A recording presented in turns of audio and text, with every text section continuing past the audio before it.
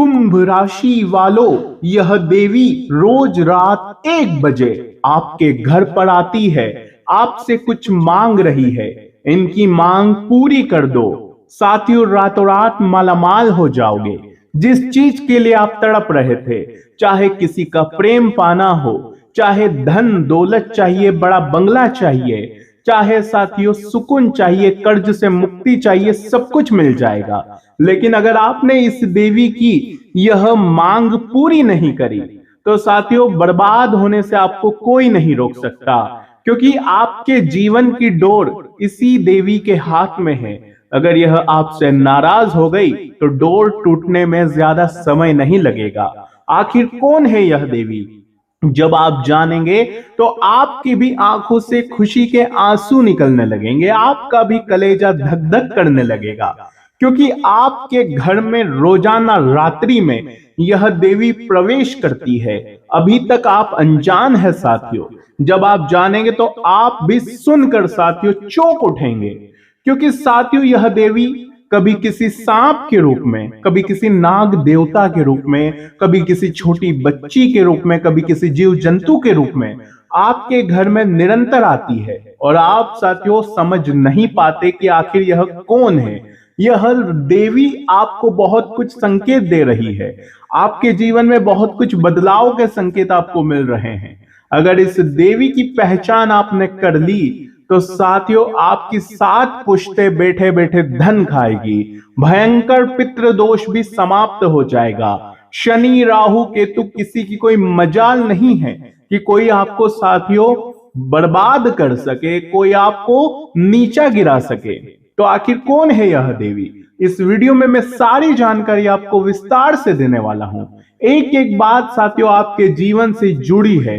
मुझे पता है कि पिछले कुछ समय से, जब से यह देवी आपसे नाराज हुई है, तब से साथियों परेशानियां एकदम बढ़ चुकी है। आपने भी देखा होगा, अचानक से आपके सारे काम बिगड़ते गए, कर्ज बढ़ता गया, रात्रि में नींद नहीं आती है, क्योंकि साथियों ये देवी आपसे कुछ मांग रही है और आप समझ नहीं पा रहे हैं। आपको लगता है मुझे शनिदेव परेशान करते हैं, राहु केतु परेशान करते हैं। बिल्कुल नहीं। अगर इस देवी की कृपा मिल गई तो साथियों यूं समझ लीजिए आपके 9 ग्रह आपको मालामाल बना देंगे, आपके सारे पाप ग्रह आपके ऊपर कृपा बरसाने लगेंगे। तो कौन है वह देवी? सारी बातें मैं आज इस वीडियो में बताने वाला हूं।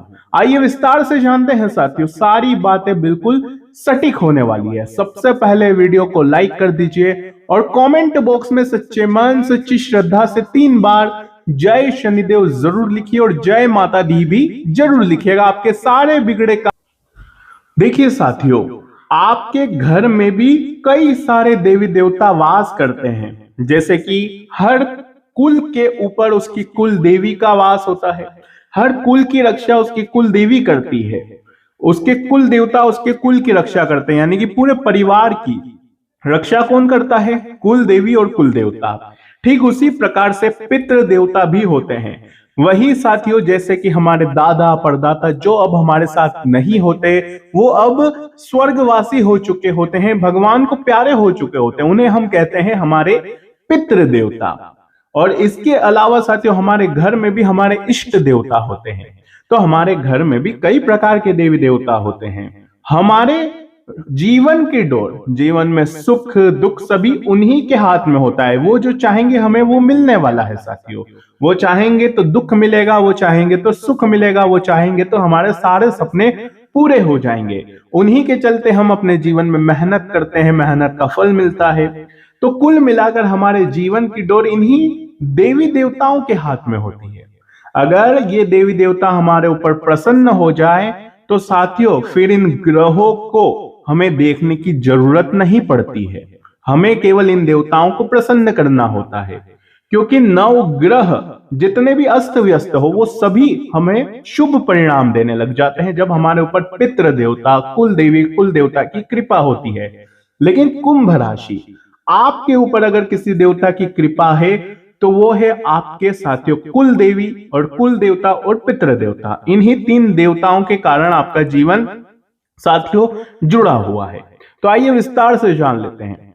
साथियों पिछले कुछ समय में मैं देखूं जब से शनि की 7.5 आपको लगी है और जब से राहु आपके लग्न में बैठे हैं, न चाहते हुए भी कुछ आपको गलतियां करनी पड़ी, न चाहते हुए भी जहां झुकना नहीं था वहां आपको झुकना पड़ा, अपने सपनों की बलि देनी पड़ी आपको। आपको कुछ ऐसे काम करने पड़े जो आप नहीं करना चाहते थे, कुछ चाहे बुरे कर्म ही क्यों ना कह लो, किसी का दिल ही दुखाना क्यों ना कह लो, साथियों करना पड़ा, क्योंकि परिस्थितियां राहु केतु के कारण कुछ ऐसी ही थी। लेकिन साथियों इन गलतियों के चलते आपके कुल देवी और कुल देवता भी आपसे नाराज हुए हैं। आपने नोटिस किया होगा कि रात्रि में अचानक से आपकी नींद खुल रही है, पसीना पसीना आप हो जाते हैं साथियों, काम बनते बनते बिगड़ने लग रहे हैं, मानो ऐसा लग रहा है कि हमारे सर पर से देवी देवता का हाथ ही हट गया हो। लेकिन साथियों एक बात तय है, ये देवी जब आपसे एक चीज मांग रही है तो अगर वो चीज आपने दे दी तो साथियों ये सारे ग्रह अब आपके जो खिलाफ है वो आपके साथियों हक में हो जाएंगे। तो कौन सी है वह देवी, क्या मांग रही है, सारी बातें मैं बताता हूं। सबसे पहले हम बात करेंगे साथियों आपके पितृ देवता की। जी हां साथियों, पितृ देवता। देखिए साथियों पितृ देवता के बारे में आपको बताता हूं, क्योंकि कुंभ राशि सबसे जरूरी है पितृ देवता। पितृ देवता कौन है मैं आपको बताता हूं। पितृ हमारे वे पूर्वज हैं जिनके कारण हमारा वंश आगे बढ़ा है। हमारे परंपराओं में माना जाता है कि साथियों पूर्वजों का आशीर्वाद परिवार की उन्नति, संतान, सुख, शांति, वंश की रक्षा में बहुत ज्यादा सहायक होता है। साथियों जब हमारे पितृ अगर हमारे ऊपर प्रसन्न हो जाएं, तो हमारे कार्यों में हमें बार बार सफलता मिलती है। जो काम घंटों में होना होता है वो चुटकियों में हो जाता है, सेकंड्स में हो जाता है।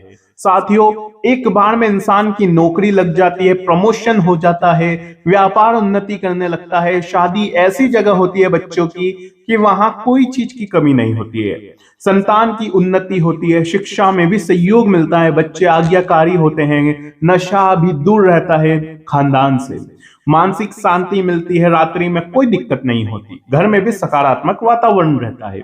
लेकिन साथियों वही जब अप्रसन्न हो यानी कि पितरों की कृपा ना हो तो साथियों हमारे कार्य बिना बिना कारण के ही अटक जाते हैं, यानी कि मेहनत तो 100% है फिर भी सफलता नहीं मिलती, हमारे मुंह तक आया हुआ निवाला हमें नहीं मिलता, परिवार में विवाद हो जाते हैं, भाई भाई लड़कर परिवार टूट जाता है, आर्थिक स्थिरता बनी रहती है, नौकरी व्यापार अच्छे चल रहे होते हैं तो वो भी खत्म हो जाते हैं, विवाह हो या संतान हो, इनसे जुड़े कार्यों में भी काफी ज्यादा विलंब होता है साथियों।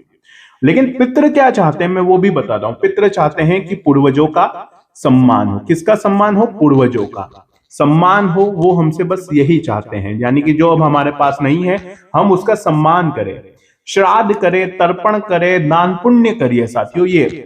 लेकिन ये तो आप करते होंगे, लेकिन ध्यान रहे सबसे जरूरी है, मान लीजिए आपके दादाजी थे। कौन थे आपके दादाजी? वो अब नहीं रहे, लेकिन आपकी दादी आपके पास है, तो आपको क्या करना है? देखिए दादा से जुड़ी दादी है तो अब दादी को परेशानी नहीं होनी चाहिए। अगर दादी को परेशानी हुई तो दादा फिर जहां होंगे वहां पर साथियों वो भी खुश नहीं रहेंगे, फिर वो भी क्रोध करेंगे आपके ऊपर। तो इसीलिए कह रहा हूं कि उनसे जुड़ी कोई चीज है तो उसको खुश करो। अगर दादी खुश है तो दादा भी खुश है। मैंने आसान से भाषा में यह समझाया है। साथियों अक्सर होता है कि हमारे पूर्वजों को क्या है, हमारे बच्चे बहुत पसंद होते हैं, यानी कि कुल के जो छोटे छोटे बच्चे होते हैं पूर्वजों को वो बहुत पसंद होते हैं, यानी कि पूर्वजों का अंश उन्हीं में होता है। जो छोटे बच्चे होते हैं लगभग 15 साल के नीचे नीचे के जितने भी बच्चे होते हैं उनमें हमारे कुल का यूं समझ लीजिए दिल होता है। अगर बच्चे खुश हैं तो साथियों पितृ खुश, तो बच्चों को प्रसन्न करने का सोचिए। बच्चे ज्यादा रोने नहीं चाहिए, बच्चों के ऊपर ज्यादा अंकुश ना लगाएं, ये ध्यान रखिएगा। जरूरतमंदों की सहायता करनी चाहिए आपको, हर अमावस्या के दिन दान पुण्य करते रहना चाहिए, परिवार में सदाचार होना चाहिए, बड़ों का आदर करते रहना चाहिए, यही हमारे पितृ देवता चाहते हैं। तो साथियों सबसे बड़ी चीज यह है कि पितृ देवता आपके घर में अक्सर आते हैं साथियों, उनकी छत्र छाया तो हमेशा रहती है, बस वो जो मांग रहे हैं वो उन्हें दे दो तो वो प्रसन्न हो जाएंगे। अब मैं बात करूंगा किसकी? कुल देवता की। इसके बाद होगी साथियों कुल देवी की। सबसे बड़े देवता है कुल देवता साथियों। देखिए कुल देवता वह होते हैं जिन्हें किसी परिवार या वंश का रक्षक माना जाता है, यानी कि ये आपके परिवार की रक्षा कौन करते हैं? कुल देवता। हम साथियों देखिए रोजाना कोई इलेक्ट्रिक का काम कर रहा है, कोई वाहन चला रहा है, कोई सीढ़ियों से उतर रहा है, किसी की कोई मजाल नहीं है कि उन्हें बचा सके। हमारी अगर कोई रक्षा कर रहा है, एक्सीडेंट होने से कोई बचा रहा है, दुर्घटना होने से बचा रहा है, तो वो है हमारे कुल देवता। अगर उनकी कृपा है तो हम बचे रहेंगे। आपने देखा होगा कि कोई व्यक्ति सड़क पर चल रहा था, लेकिन ऑटो आया या कोई भी वाहन आया कि उसने टक्कर मार दी और वो व्यक्ति चलता चलता ही भगवान को प्यारा हो गया, क्योंकि उस व्यक्ति के ऊपर उसके अगर कुल देवी की कृपा होती तो वो व्यक्ति बच जाता। हमने ये भी देखा है साथियों कि कोई व्यक्ति बहुत स्पीड से जा रहा था गाड़ी से और सामने से ट्रक भी आ रहा था, लेकिन दुर्घटना होते होते बच गई। इंसान बाल बाल बच गया, कोई ट्रक के नीचे आ गया फिर भी मरा नहीं, उसका बाल भी बांका नहीं हुआ। क्यों? क्योंकि कुल देवता की कृपा थी उसके ऊपर।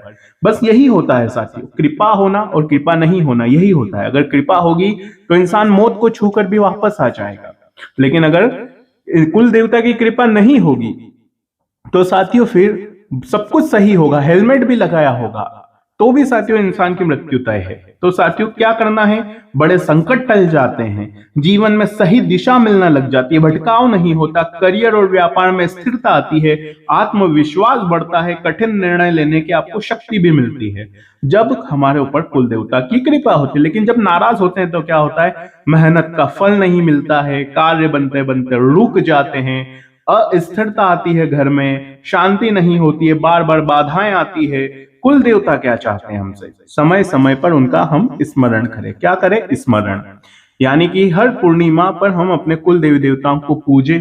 वे यही चाहते हैं, परिवार की परंपरा के अनुसार पूजा हो साथियों, सत्य, ईमानदारी और धर्म का पालन हो, और कुल देवता की हमेशा आराधना आपको करते रहना चाहिए। घर में अगर कोई भोग बनता है, जैसे ये हर इंसान क्या करता है, कृष्ण भगवान को, लड्डू गोपाल को घर में कोई भी भोग बनता है तो उन्हें चढ़ाया जाता है प्रतिदिन, ठीक है। लेकिन अगर उसी प्रकार हम जिस प्रकार अपने लड्डू गोपाल को पूजते हैं, उसी प्रकार जब घर में कोई मिठाई बने या घर में कोई स्पेशल पकवान बन जाए तो हमें अपने कुल देवता को भी नित्य भोग लगाना चाहिए। जब भी घर में कुछ स्पेशल बने उनको भी भोग लगाइए, क्योंकि देने वाले वही है, हमें कुछ अच्छा देने वाले भी वही है साथियों। अब कुल देवी की मैं बात करता हूँ। कुल देवी हमसे क्या चाहती है, उनकी कृपा से क्या होता है वो बताता हूं।